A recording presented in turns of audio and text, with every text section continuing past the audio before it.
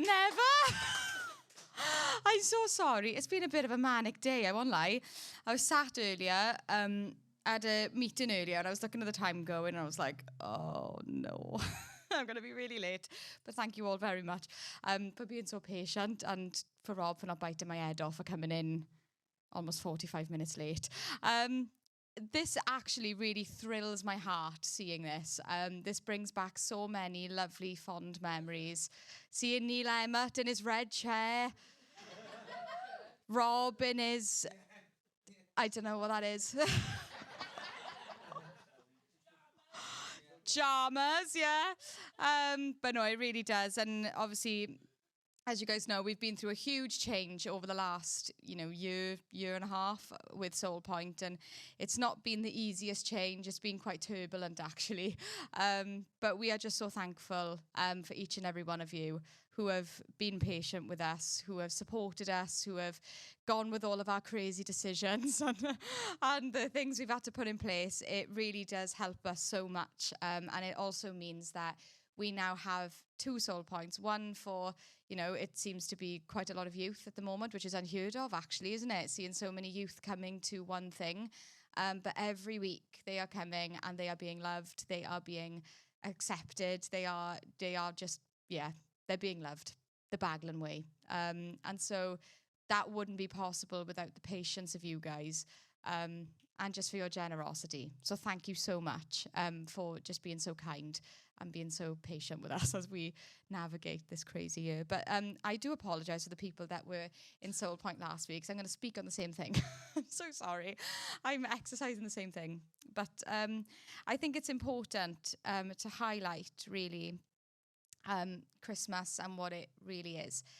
And Christmas, with all of the lights, all of the trees, and everything in between, is beautiful. It's an amazing celebration that brings about community spirit. It brings about love and goodwill to all men and all this, and it's a joyful season that everybody enjoys. And, some people enjoy the run up to Christmas, and then obviously the big day comes and you have the turkey or a nut roast if you're veggie, and you just enjoy having that time with family and friends.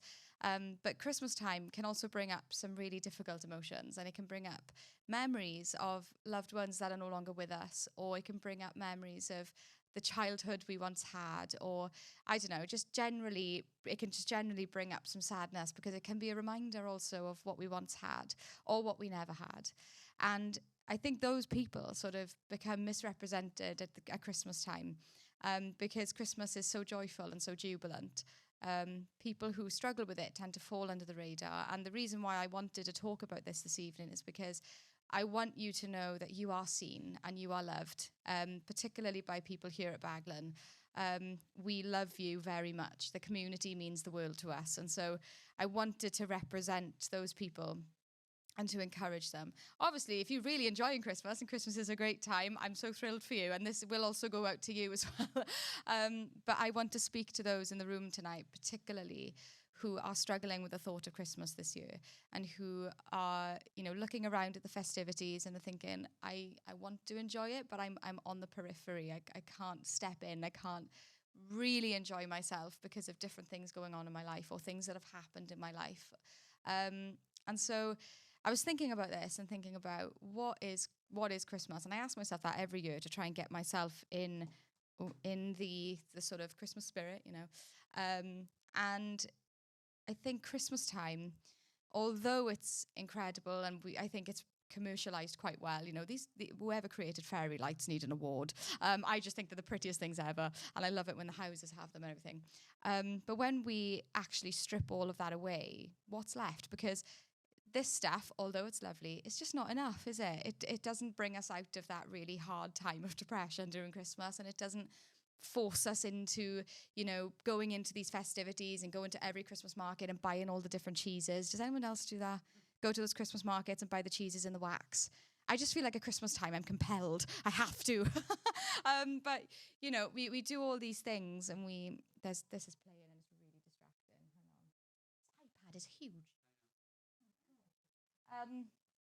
We do all these festive things, and But these things up here and the tree and everything like that, it's just not enough at Christmas time. And so it begs the question, well, what is it all about? Why do we celebrate it? And when we actually get down to the bare bones of it, we come straight back to Jesus.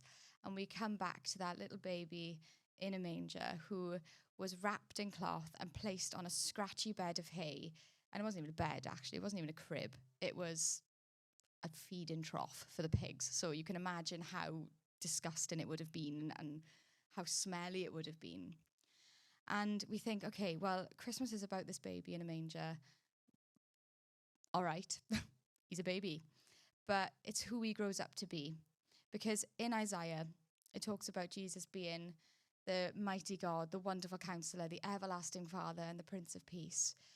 That is what it's about, because Jesus coming into this world means that we have a wonderful counselor, a mighty God, an everlasting Father, and a Prince of Peace. They are the things that we need during that time of depression during Christmas. That is what we need, not the twinkly lights, albeit lovely, and not the Christmas tree, albeit beautiful. That is just a nice little bonus. When we actually get down to the bare bones of Christmas, we see this beautiful baby who grew up and who was hung on a cross. Now, when we talk about Jesus being this, everlasting Father, this mighty God, you think, well, he would have come down to this earth on a chariot, or he would have come down on a horse in like big white robes, being like, I'm come to save you. It's all good. Don't you worry. But no, he came as a baby. He came as this little helpless baby, and he grew up. So he knows exactly what it's like to grow up on this earth. So whatever issues that we are facing, he gets it. He's seen it. He's lived it. And then he gets hung on a cross, the worst death possible that you could ever think of. Genuinely, it's horrendous. Being hung on a cross by your wrists and nailed to it with your feet as well. He hung there for 6 hours and he died. Now, honestly, what a horrendously heartbreaking story. But then it doesn't end there, because 3 days later, he rose in victory. And that's why today I can stand here and say that there is hope. That if you're struggling this Christmas time with whatever you're facing, whether it's illness, whether it's bereavement, whether it's debt, whether it's loneliness, whether you're just feeling depressed and perhaps there isn't a root cause, but you're just feeling depressed, I can stand here today because of that baby. I can stand in front of you today and give you hope because of that baby in a manger. And so I want you guys to take this away this evening, that if you're struggling and you're in that place, that you can feel joy this Christmas and you can feel encouraged this Christmas, because Jesus is the reason for the season, not the twinkly lights and the Christmas tree, even though I love those things. Jesus is the reason for the season. And so whatever you're going through, you can find joy this season because of who Jesus is and because of